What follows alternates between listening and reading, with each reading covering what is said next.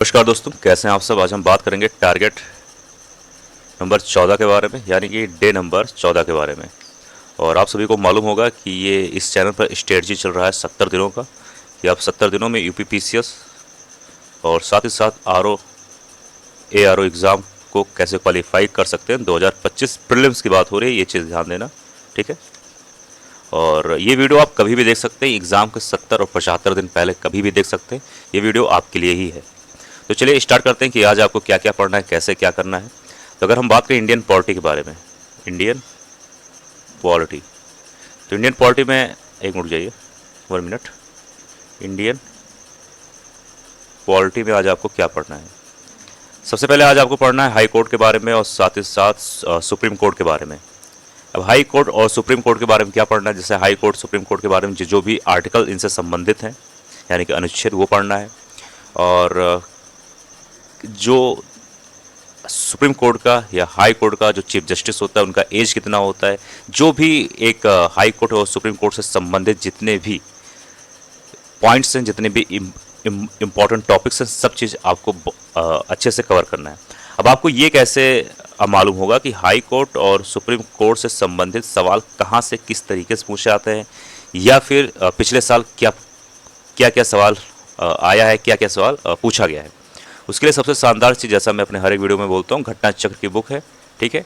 वहाँ से आप जो भी टॉपिक आप पढ़ें उस दिन, उससे संबंधित वही चैप्टर का पीवाईक्यू आप जरूर देखिए। आपको इससे ये समझ में आएगा कि आप जो पढ़ रहे हैं क्या वो सही डायरेक्शन में पढ़ रहे हैं या नहीं, यानी कि जो आप पढ़ रहे हैं क्या उससे सवाल आता है कि नहीं, किस तरीके से सवाल पूछा जाता है। ये सब चीज़ें आपको, सब कुछ जो आपका डाउट है, सब कुछ क्लियर हो जाएगा, ठीक है।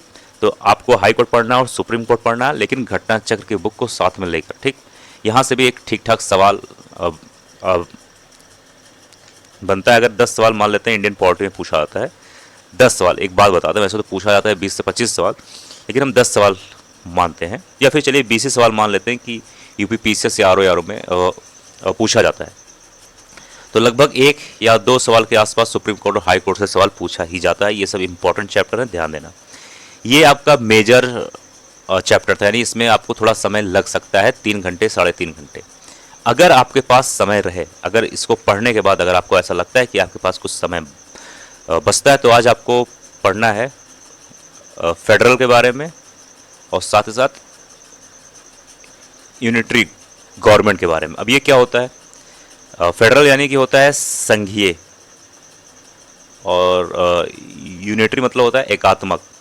तो इसके बारे में जानना है कि इन दोनों में अंतर क्या है, क्या क्या विशेषताएं हैं, इंडिया में कौन सा मतलब गवर्नमेंट है, क्या चीज़ है, मतलब इसके बारे में आपको विशेष तौर पे जानना है, दोनों में अंतर, ठीक है। इंडिया में कौन सा यूज़ होता है, या स्टेट लेवल पे कौन सा यूज़ होता है, और सेंट्रल लेवल पे कौन सा यूज़ होता है। इसमें मुश्किल से 40 मिनट, आधे घंटे का गेम है।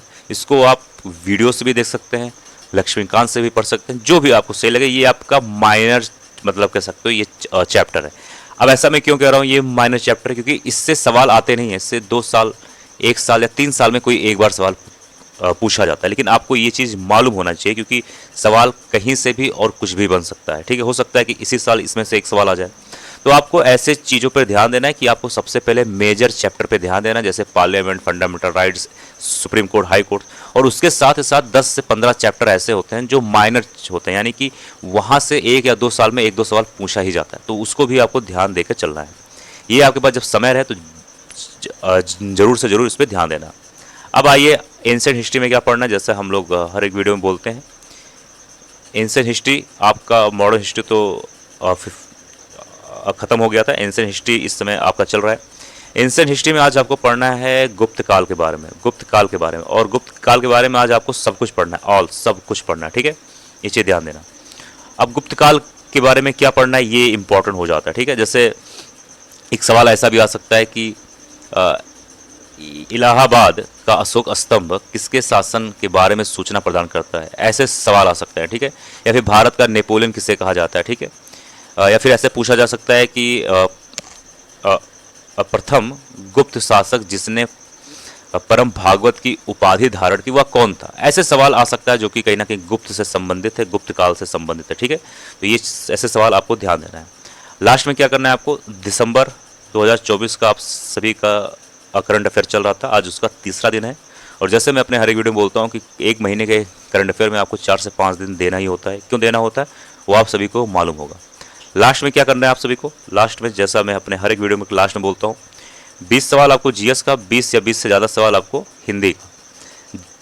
जीएस का यानी जो आपने इंडियन पॉलिटी पढ़ा और साथ ही साथ एंशिएंट हिस्ट्री पढ़ा, उसमें से 20 सवाल को आपको छांटना है। ऐसे सवाल हों उसमें जो इंपॉर्टेंट हैं, ऐसे सवाल हैं जो रिपीट होते हैं बार बार, ऐसे सवाल हों जो आपको याद नहीं होते लेकिन कहीं ना कहीं इंपॉर्टेंट है। इसी तरीके से हिंदी के 20 या 20 से ज़्यादा सवाल जो आर के 6 इंपॉर्टेंट टॉपिक्स हैं उसमें से चूज़ करना है और 20 या 20 से ज़्यादा शब्द यहाँ पर लिखना है। और ये आपको जब याद करना है, जब पढ़ना है, जब आपके पास एकदम फ्री टाइम हो, जब आपका जब पढ़ाई करने का समय ना हो, मूड ना हो। इस पर आपको कुछ एक्स्ट्रा टाइम नहीं देना, आपके पास जब भी फ्री टाइम हो तभी इसको आपको पढ़ना है। अगर आप रोज़ ऐसा करते हैं तो 70 दिनों में आप 40 सवाल अगर रोज़ तैयार करते हैं तो 2800 सवाल आपका तैयार हो जाएगा। ठीक है, तो दोस्तों यह था आज का स्ट्रैटेजी। मिलते हैं अगले वीडियो में। जय हिंद, जय भारत।